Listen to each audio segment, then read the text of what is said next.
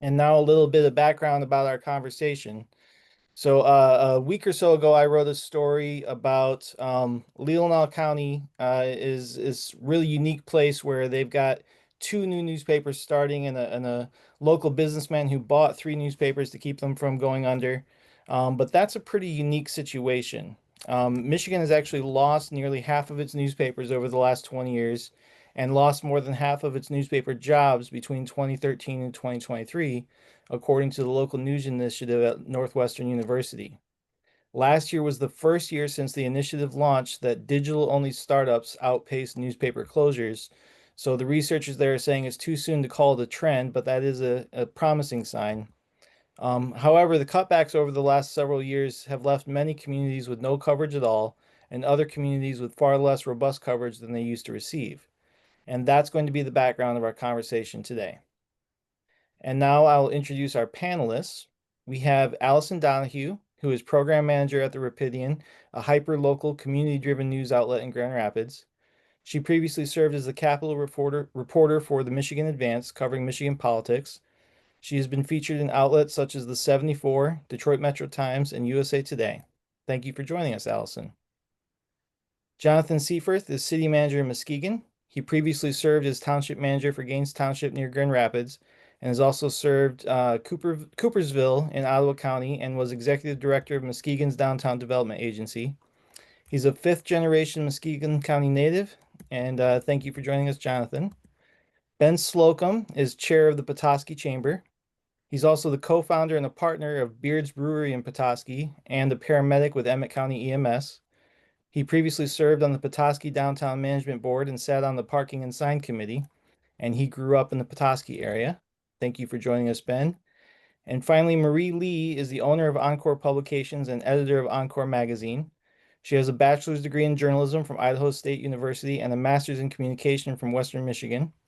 She started her career as a reporter and editor on daily newspapers in Idaho before moving on to public relations at several colleges and universities, and she's been with Encore since 2011.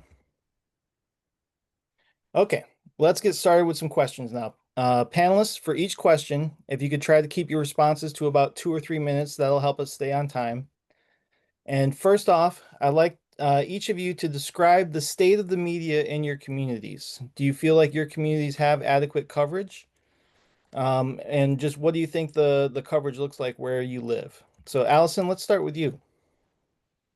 Great. Yeah, state of media here in Grand Rapids, I think it's shifting where definitely Grand Rapids is a TV news heavy city. So we have quite a few different TV stations. Um, but we're lacking in very focused hyper local news.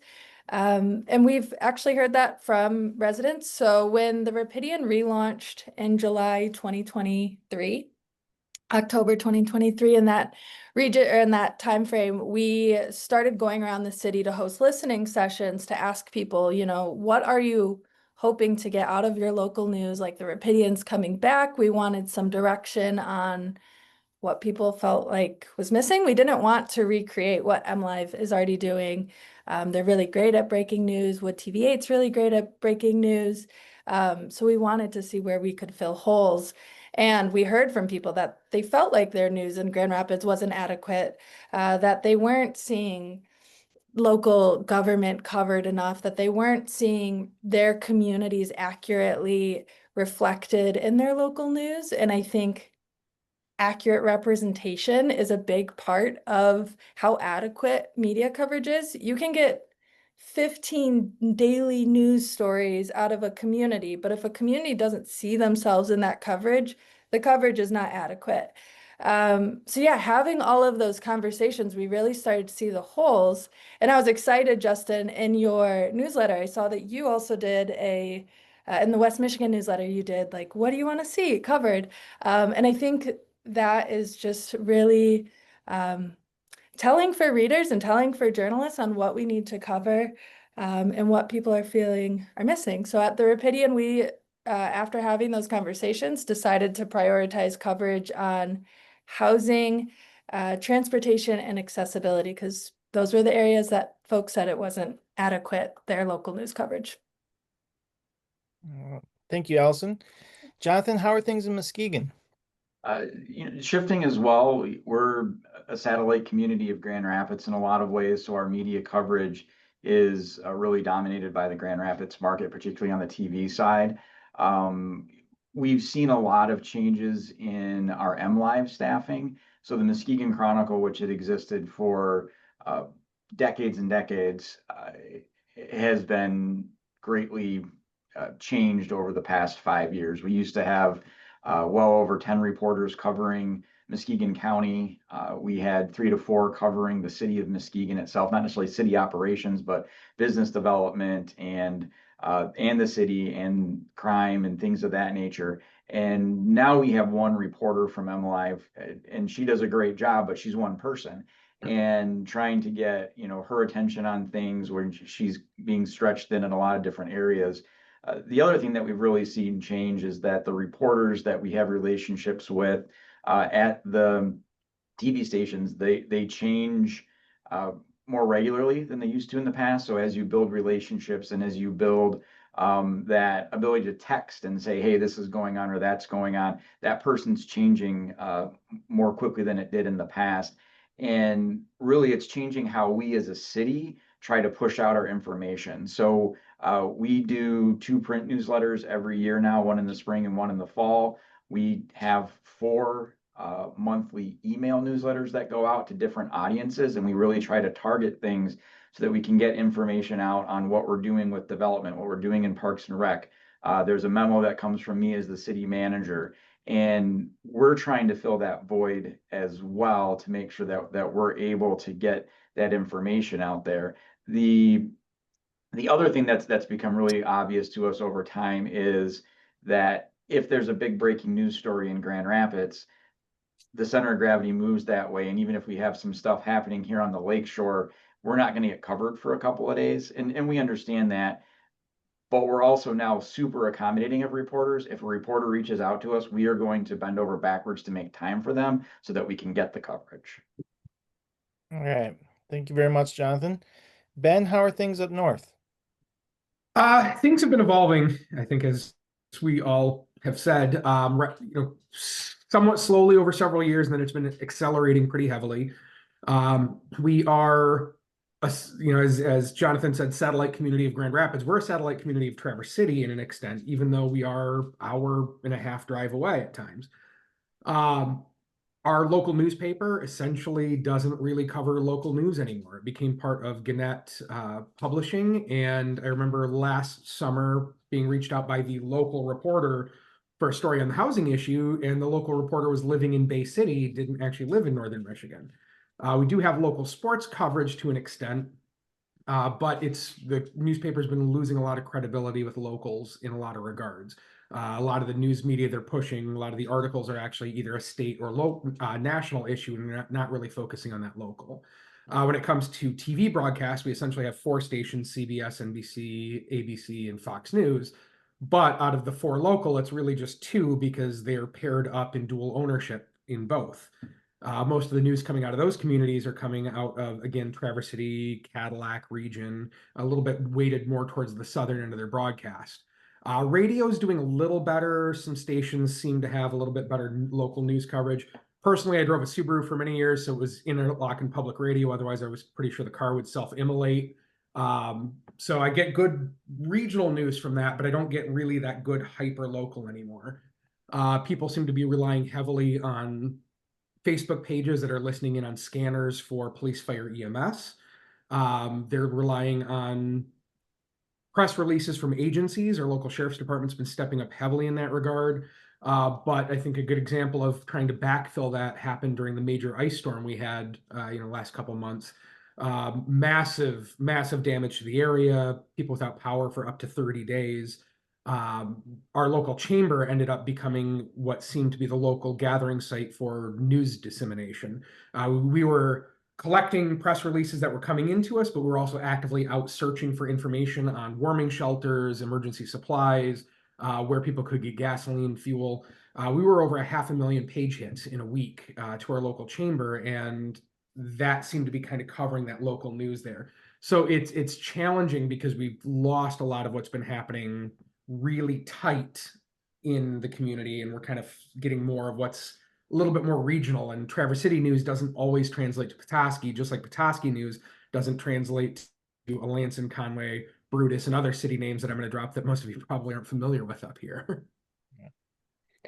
Thank you, Ben. Marie, what are things like in your neck of the woods? Well, Kalamazoo in Southwest Michigan is not a news desert. But we're also not a flourishing garden either. As you had pointed out, Jonathan talked about when the M Live came in and basically took over the Gazette, we went from 70 reporters to a staff of about 6. And that was a huge blow. We have one TV station that's mostly local, and that's Channel 3. The Grand Rapids stations each have some coverage of Kalamazoo, usually like maybe a story a day. So it's not incredibly robust.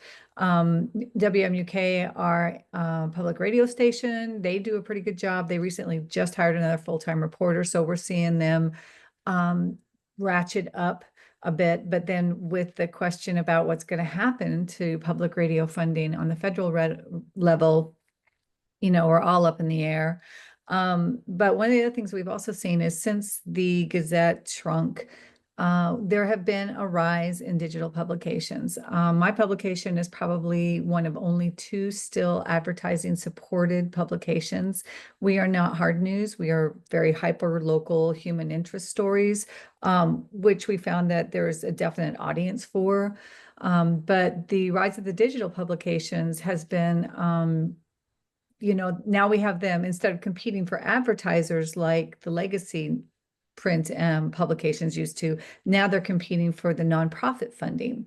And that is going to, for a while there, that was the place to be. If you were going to start up a new news outlet, you wanted to do it on a nonprofit basis. And now we're seeing that the nonprofits are all competing for shrinking and very strained resources.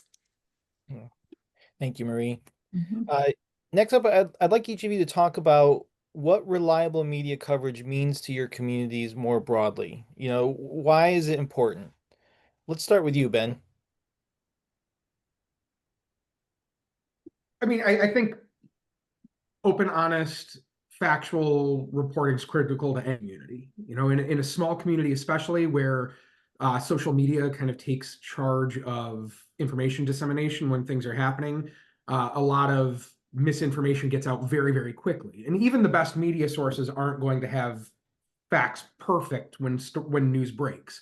But to be able to follow up on stories, to explain not just the who and what, but then the why and how later down the road as facts come out, can be very critical to understanding the needs of the community on a personal, individual level, business, economic level. Just with, again, recent storms, just the amount of help people needed to survive when we were still at 17 degrees at night with no heat in a lot of homes. Consolidated resources that can gather that information, sort through it, and get out correct information to people versus rumor mills flying is absolutely critical on when breaking news happens or when issues are developing. But then also reporters that understand a community, understand community issues, who can talk about upcoming information, elections, bonds, construction needs, development stuff in communities where we are rapidly developing up here and seeing massive population shifts and changes.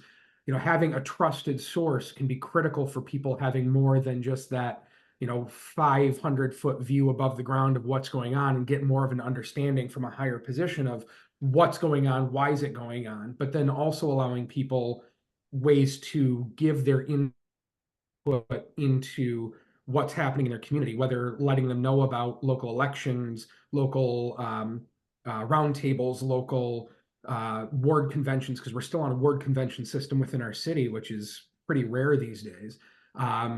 Giving people all that information from the community perspective, how to reach out to your local elected officials and understand bond issues, because there's a lot of misinformation. And with social media, I think we all recognize the more that takes precedence in the news cycle, the more misinformation has been happening on the national level, regional level, local level. And on the local level, the reality is that's where we can steer issues most as a population.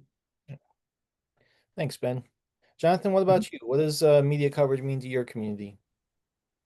It's about having the ability to have a shared set of facts or information, kind of like Ben was referring to. You have this social media and almost telephone game that happens where someone will hear some information. They might hear part of one of our meetings that we stream on Facebook and YouTube and is on local cable access, or see something from the city, and then it'll kind of translate forward, and then I'll go to a public meeting, or one of my team members will go to a public meeting, and we'll get a series of questions, and we're not quite sure where it's coming from. And so then we spend a lot of our time in those public meetings unpacking or walking, I don't want to say walking back, but unpacking and correcting the record on something that if we had still had the Muskegon Chronicle that everybody was getting on a daily basis, where they were covering what was happening at City Hall, what was happening in economic development, a lot of those questions might not come up, and it might be a little more nuanced because people would be having the same information.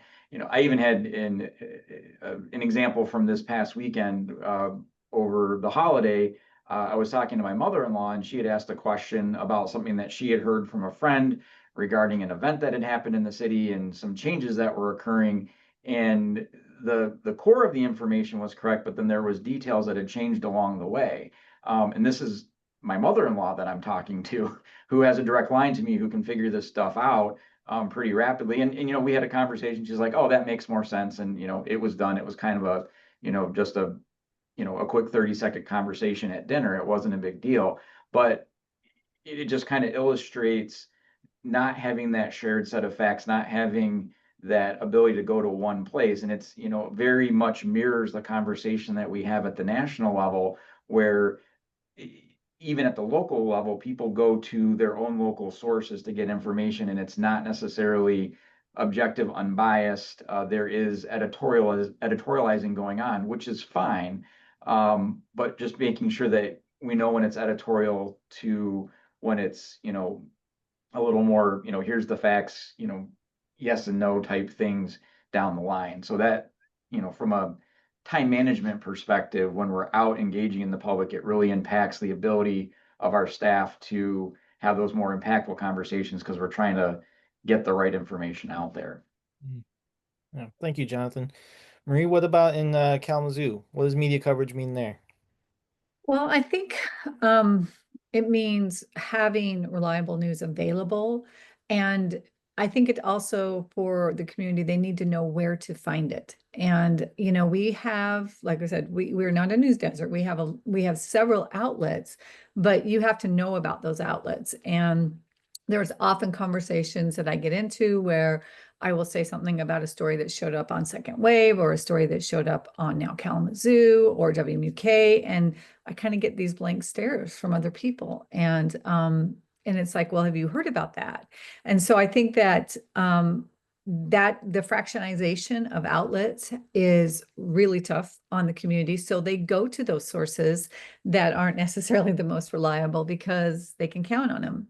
I think also having reliable news coverage would be really important when it comes to the government, covering the governments. And because there are no beat reporters assigned really to cover governmental meetings, which includes county meetings and city commissions and planning commissions, what we end up getting, what the community ends up getting, is whatever was the sexiest or most interesting tidbit that happened in a certain meeting, but there isn't the in-depth look at the decisions that are made and how they're going to impact the community. Thank you, Marie. And Allison, what about in Grand Rapids? Yeah, I'll try not to repeat too many points, because we have a lot of the same issues. Misinformation impacts Grand Rapids as much as it does everywhere else. And yeah, having access and knowing where to find that's a big thing in Grand Rapids as well, is knowing exactly where to find your news coverage. I'm going to give a little bit more of like a fluffier side to this question though, but Local news has a lot to do with placemaking in a community and how connected people feel to their community. And I think that is also important, especially we're 5 years out now from a pandemic that isolated a lot of people. People's worlds, their local worlds, maybe turned from their community to their living room. A lot of their existence moved online. And now coming out of that and shedding that, I think as local news, and I'm seeing the trend of news turning more local, even statewide. I know this is something that Bridge is prioritizing. I think I've seen this shift in MLive as well, going from like that statewide focus to more local. And it has a positive impact on the community, more like people feel more involved in their community. They're more willing to volunteer, be a part of things, to vote, to follow stories. And that has a positive impact, ripple effects. I mean, it benefits the economy in some ways if people are reading about local businesses and then they go shop at them. So yeah, I think all of the other things too. I mean, we need good sources of information so that folks aren't relying on Facebook groups and Reddit posts for what their city government is doing. They should know that there's someone who's following it and tracking it and has their best interest in mind, that they can go to turn to. But it's also just a nice, like, town hall of sorts, local news is, where people can feel like this is the thing that connects them to the rest of the community. So yeah. Thank you, Allison. Next up, I want to get a little bit more specific and ask you each to kind of put on your job hats and talk about what does the media mean to your specific industry. So Jonathan, let's start with you. What does it mean to have reliable media coverage from a local government perspective? You know, local government in general needs media. And I might have a slightly different perspective on this. I started as a journalist before I came into the public sector. And then I went into the public relations side, and that's how I got into government. And so I have a personal connection to the journalism side, but the government needs to have that accountability.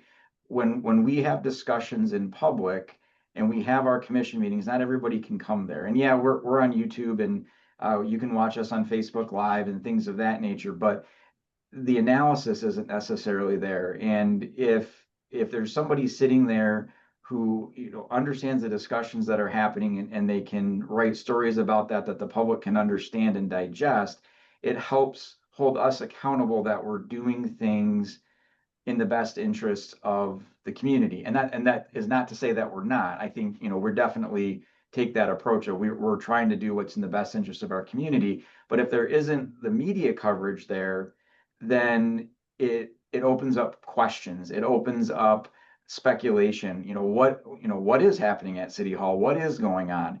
And if you go back 20 years, 25 years, when the Muskegon Chronicle had their offices in the corner of downtown, 3 blocks from City Hall, dozens of reporters, there were reporters here in City Hall every day.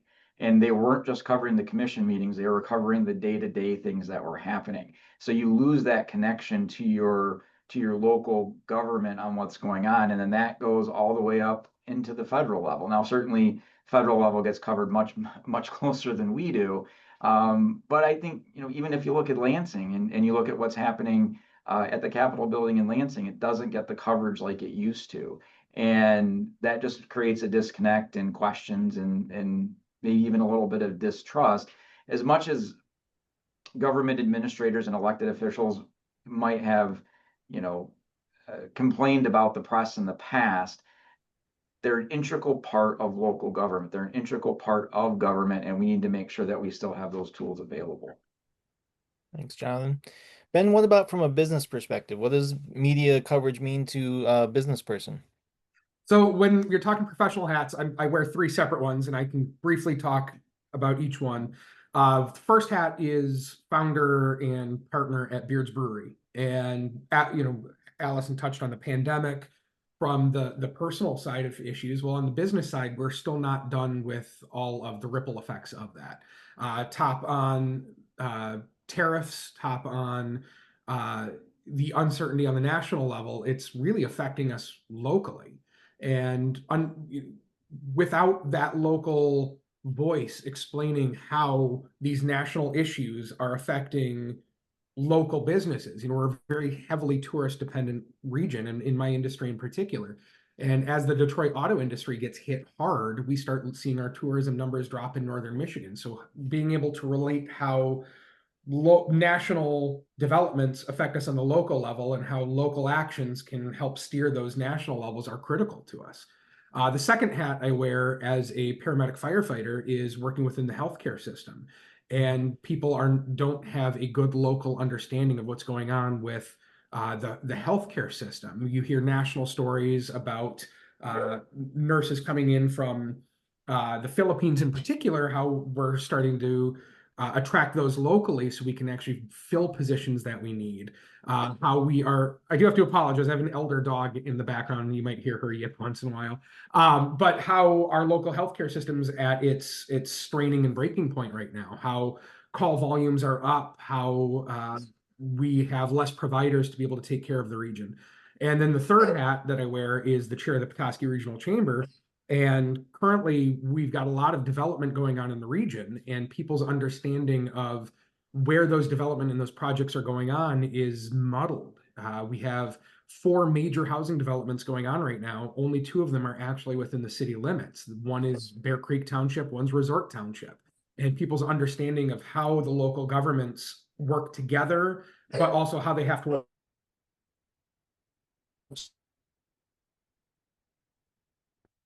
another critical point. So from each of those hats, the local news can be disseminating and collecting information and getting it out to individuals so they have a better understanding of how these are really affecting us now and how they're going to affect us in the future. Thanks, Ben. Allison, what do you think? What does media matter to different industries?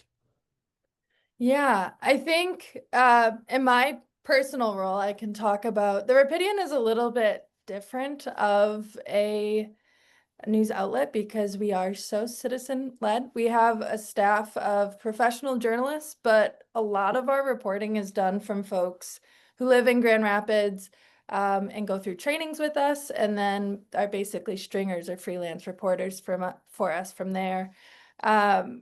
So my perspective of media has really changed. My background has been, I started as a Capitol reporter, so very traditional journalism, but now it's much more down figuring out like the media literacy side of news and like getting that angle of the community. So I spend a lot of time in some ways prepping people to become journalists, but in a lot of ways prepping people to become good consumers of news and to understand like the local news ecosystem and how in hyperlocal or local communities, you are a journalist whether you want to be or not.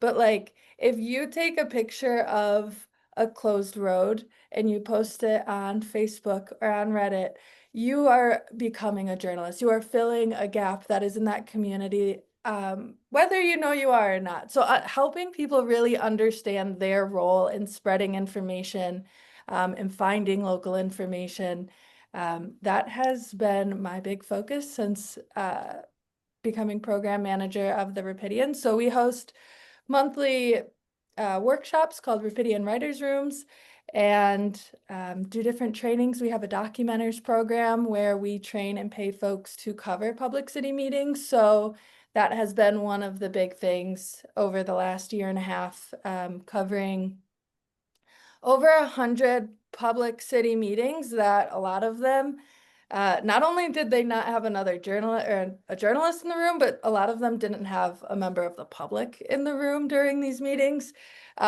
So improving that has been a big goal. And yeah, I mean, I don't have concrete evidence that more people are showing up to meetings, but we've been getting more questions into the Rapidian about civic issues since documentaries, and people are really following issues step by step as they go through the local government here in Grand Rapids, which that is more of an indicator of success to us than how many page views we get on articles.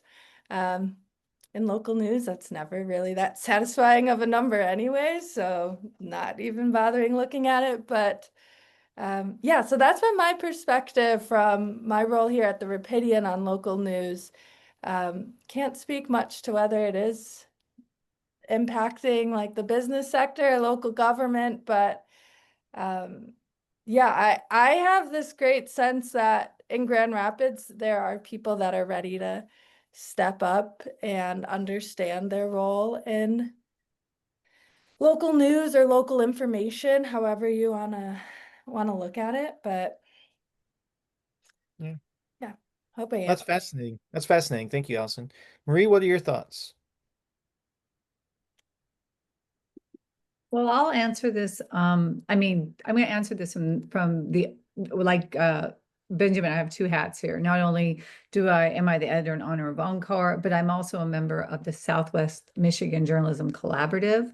And that was formed in 2019 and has 12 members, including media outlets, community, and educational members. And we basically came together to address that idea of what is reliable news coverage and what is it going to look like in our community. It's really unique because all these people that were competitors are now working together and sharing resources across multiple platforms in order to boost the local news ecosystem.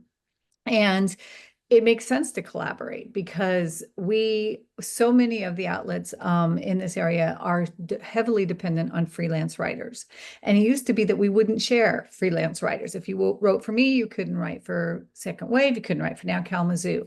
And number one, there's no writer that can make a living that way. And number two, it's just really, as there are less and less journalists coming through the pipeline, it's more detrimental than it is helpful. And so what we have found with the collaborative is we have gotten together and reported, working together, but also reporting on projects where each outlet will, take a different stance. So for example, we did the mental wellness project, which was funded by Solutions Journalism Network, where we did 75 stories. Half of them were translated into Spanish because one of our members is El Nuevo Opinion down in Battle Creek, which is a Spanish language newspaper.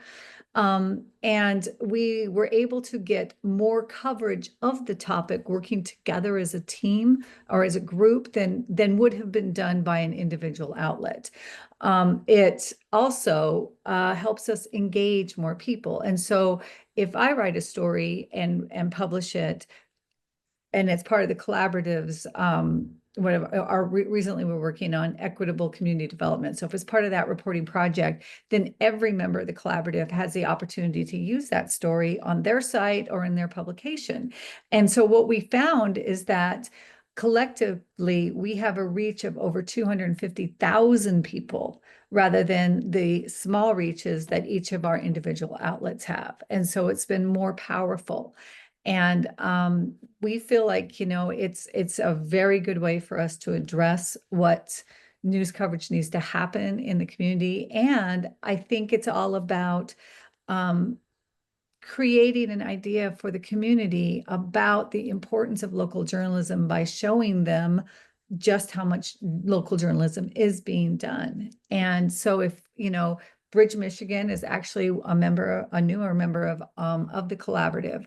And it's, it has a more far-reaching effect. And, I think it's been interesting. It's been, as we go, we get more and more successful. We have more and more wins. But it is a unique way to create more reliable news coverage in a community.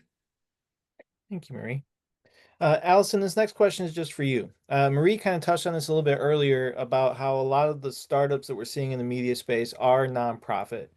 As a nonprofit, could you just talk about what role you think nonprofits will play in the future of media coverage in Michigan? Yeah, and what Marie said earlier was 100% right. I think it it's an interesting business model, and journalism has to figure it out. I think when we hit the digital age and we started giving away our news for free, made sense then. It doesn't work now, and none of us can figure out, especially in local news, it's a struggle to figure out how to afford it. So nonprofit news was a great path. I still think it is a great path. I really love that ideally it can be reader funded. Like in the perfect world, a nonprofit news outlet is 100% funded by its readers. That's not the case though.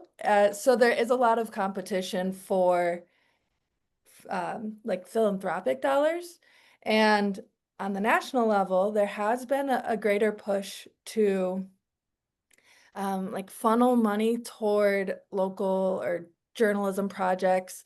But there's just, yeah, this new wave of competition. And I think we pretty earnestly talked about it previously here in West Michigan about we're all competing for these same dollars. And again, like Marie mentioned, I think that collaboration piece is really going to end up being how this works. As more local news are nonprofit, competition just isn't. I get why journalism is like a competitive field, just like innately is a competitive field, but I think competition will also be the death of us. And yeah, so nonprofit right now, as we're competing for philanthropic dollars and large foundations to give grants, it's a struggle, but I do think there's a pathway for it to work, and I think the pathway is collaboration. And then, yeah, ideally, in a perfect world, a newsroom could be 100% supported by readers. And not through paywalls and not through limiting access, but just because readers do see value and do understand that they have to pay for news. Yeah, that's how I feel about local news or nonprofit news. Thank you, Allison.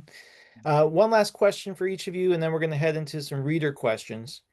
I want to talk about trust. It seems like we have a deficit of trust in this country right now, lack of trust in institutions, and in a lot of ways, a lack of trust in each other. And I wonder if each of you could talk a little bit about the role that reliable media coverage plays in building trust within our communities. And Marie, I want to start with you. Okay, I would say trust, it plays a huge role in establishing trust. I mean, the journalism does. But so does the lack of reliable news. When people don't feel that their story or stories or the, or their communities are being reported about, that really affects trust. So we know that with the collaborative, one of our goals has been to establish more trust because, I mean, and you guys know the old adage, at one point, people would say that they trusted journalists as much as they trusted car salesmen.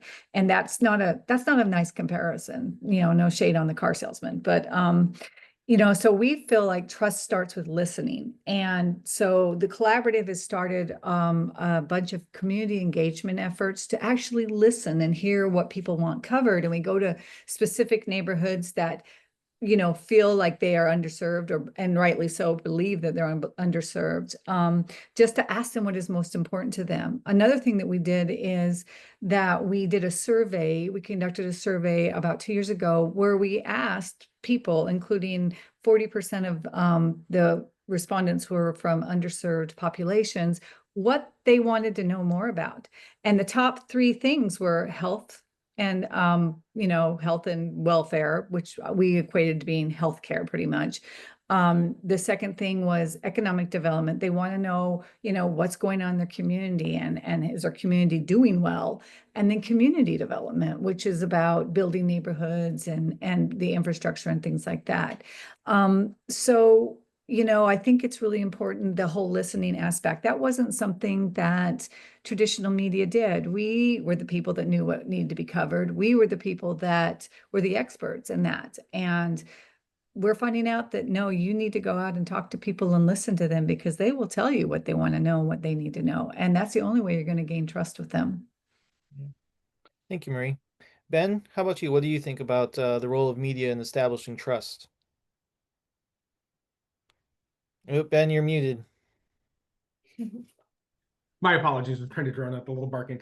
You know, I grew up under the impression that the media is the fourth estate. It's something to be trusted, Woodward and Bernstein type investigative journalism. Unfortunately, over the years, there's been attacks on media from various sources, people who don't like the media portraying them on an individual basis, politicians, businesses, pretty much from all angles, it's been an attack. So, you know, Allison brought up a great point. Anytime somebody posts something on Facebook, they themselves are becoming a journalist. And people seem to trust the one-on-one posts better than an established and credible source. They know somebody individually who's posting something. So that person must be credible. But then it starts getting diluted down the chain as more and more people share that, or share a share of a share, or somebody just makes something up. Yet there's an inherent trust people have in social media because they feel it's a one-on-one. It's a tough one. You know, Allison also spoke about how do we pay for media from a readership basis. Well, how do we establish trust? I don't know if there's a black and white easy answer to this. And if there was, it probably would have been figured out by now. But I think embedding journalists within a community is a great way to start, especially on the hyper-local region in a community of 5,000 people up here. People don't really know their reporters firsthand. They know the sports reporter because he's at the local game on Friday night, grabbing the pictures of the kids, interviewing the coach, interviewing the star player. But when it comes to the actual hard news journalism, they don't have that relationship. Either the reporter lives downstate and is trying to cover local up north, or they are from the Traverse City region trying to cover regionally. And it makes it very difficult. And I think the best way to do it is to embed, to create that one-on-one reputation where now you're not trusting your Aunt Kathy on Facebook posting something because she's your Aunt Kathy and you've always trusted her. You're trusting reporter Justin Hinkley because he is in Alpena and you have run into him in town and you have established that one-on-one rapport with somebody face to face. And it becomes difficult as we've seen the media pulling out of the local resource. And, you know, our local paper essentially doesn't have many street reporters anymore. And it's a shame because people aren't trusting their posts online as much as they're posting somebody who says they were at a meeting or watched a meeting that they only saw part of the issue discussed. Jonathan, what are your thoughts? Yeah, I would trying to figure out which way I want to answer this question because when I think about the trust aspect of it, being in government, things are politicized and no matter what we do, even though at the local level we're nonpartisan, and really the things that we do are pretty boring. We, build roads, we fix roads, we plow roads, we maintain parks and pay for police and fire, stuff that pretty much everybody agrees needs to be done. But if the message isn't getting out there in the right way and the communication isn't happening, there's this thing that starts to creep in about, well, are they doing it the right way? Did the contract get awarded the right way? Did they, where's this money going? Where's that money going? And if you have reporters there covering things, maybe there's a little more trust there. The other aspect of trust that I think about with this is the relationship that I have as a city manager with the reporters that are covering the city, or that my staff have with those reporters. And they're the reporters we deal with are wonderful, but they're spread so thin, and do they have the context for us to trust that they're going to understand the nuance of what's going on when we're explaining something, or that they, what the history is with something that we're making a decision on, that in the moment it might seem a little weird, but when you have the history for it, you can trust that they're going to be able to string that together. And so I think there's multiple levels of trust there. Yeah. Thank you, Jonathan. Allison, what do you think about trust? Yeah, I will keep it short because I think I'm repeating some people here too. But yeah, I think with that, like traditional, the good old days of journalism view, like Marie said, we were the gatekeepers in a lot of ways of what people knew, how they knew about it, what details, like what was newsworthy. And I see that we're like flipping that on its head and going out into the public and saying, what is newsworthy? We don't know. We're just a couple people sitting in a room together. We need you to tell us what's going on. And I do think that is definitely building trust. Again, when people can see themselves reflected in their news, they can trust it more. But yeah, I think for so long journalists have kind of othered themselves or put themselves on a little bit of a pedestal of like, I know this the most, I know this the best. And realistically, the people who know it the most and who know it the best are your readers who are living through it. And so like giving them more trust in return will give you more trust, or they will give the trust back to you when they see that you're willing to do the work. But I think journalists need to like take off their elitist medal that they wear sometimes and get off the podium. Because yeah, it's creating a divide between the community and not building trust. But Thank you very much for that, Allison. All right, we've got a little bit more than 10 minutes left, so we've got a little less than a handful of questions from readers. And Ben, this one is going to go to you, representing Northern Michigan. Rusty is asking, what type of stories are you looking for in Northern Michigan? So this is a tough one because it's mostly going to be my opinion here, of course. I like to see a blend of personal interest stories going on. You know, we see these GoFundMe's flying around on social media, or the story about somebody who's lost a house. You know, being able to delve into that to tell the stories about the community to create that sense of place where people belong. But then also flipping it around to hard journalism, investigating public spending, that what's going on, because people are hesitant to approve new millages and bonds. We saw a widespread failure of that back in the early May elections, regionally, because I think people don't understand what they're asking for and why. Also being able just to attend city meetings, being able to gather that information and disseminate it outward, because people don't necessarily know what is going on except for hearing from a person who's heard from a person who heard from a person that they got parking tickets. So the city's trying to raise revenue for something, but not understanding, you know, broader issues that are going on in the community.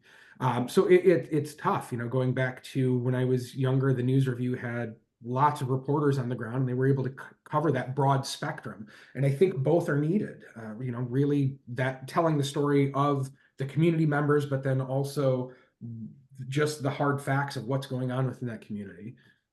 Yeah. Thanks, Ben.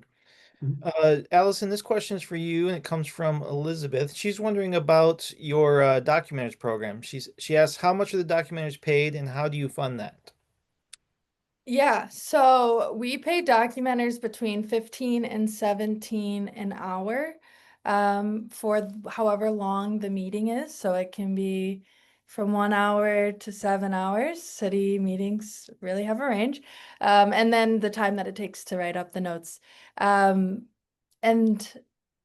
it's funded through the way that the rest of the Rapidian is funded through some grants. The Rapidian is part of the Grand Rapids Community Media Center, which is a membership organization. So some of our funding comes through that and donations.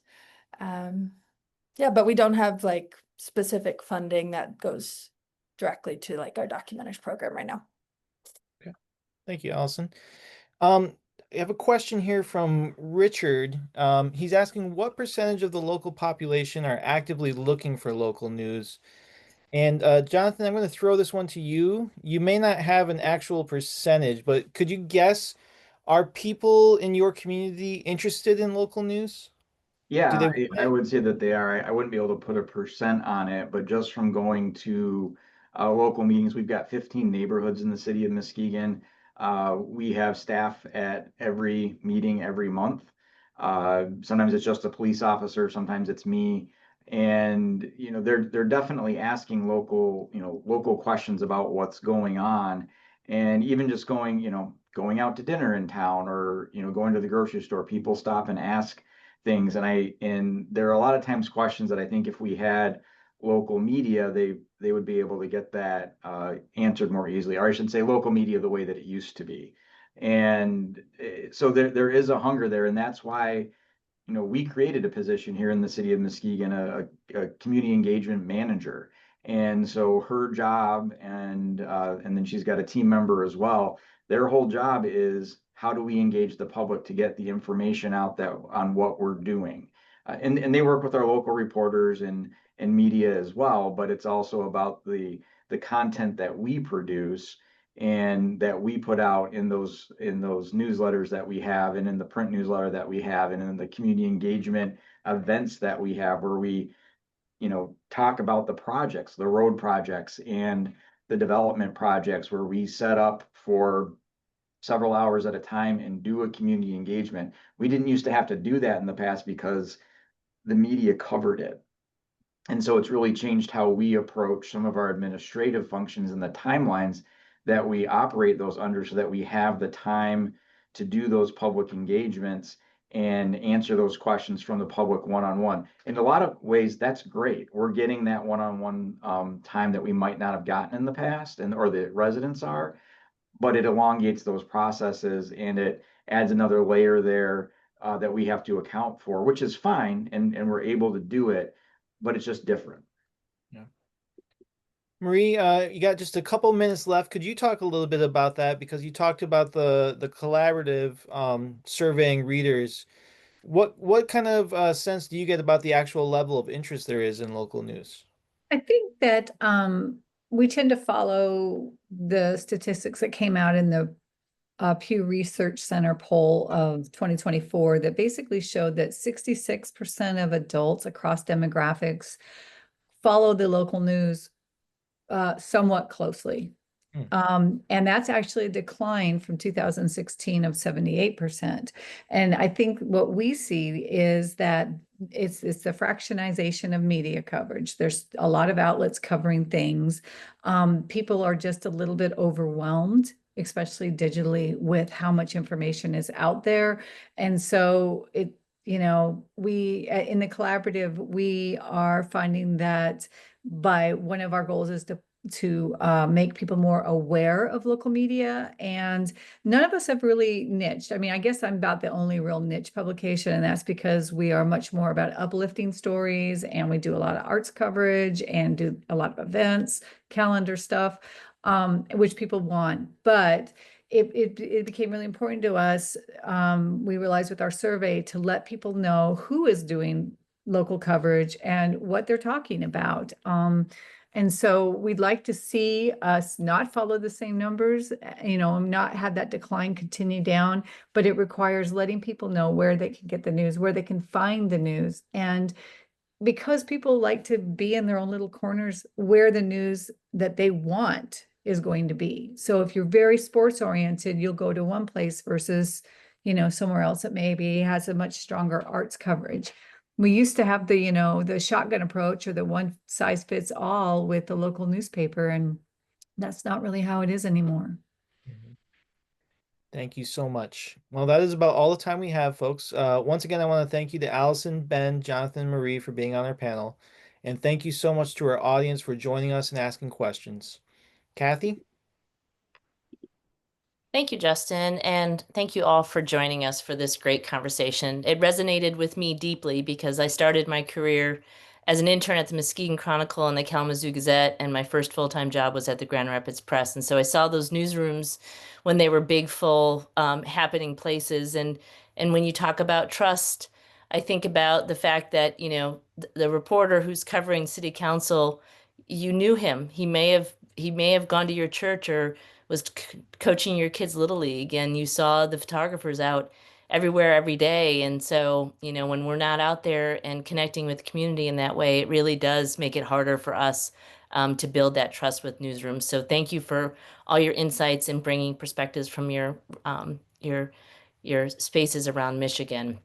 I want to remind you all that we'll be posting a recording of this program on our website and our app and on our social media channels this week, including YouTube.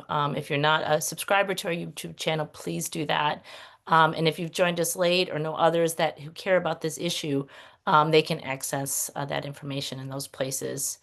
I want to give kind of a preview of what's to come in our next lunch break, which is at the end of June. Back in February, we hosted a very insightful conversation with reporters Ron French and Lauren Gibbons that was moderated by Deputy Editor Jonathan Osting, that looked at some of the impacts of President Trump's policies on Michigan in his first month of his administration. Well, we are 5 months in and counting, and there have been even more changes. There's been tariffs, cuts to arts, funding freezes, and Trump's new big, beautiful tax bill that includes some tax cuts and major changes to public assistance programs like SNAP and Medicaid.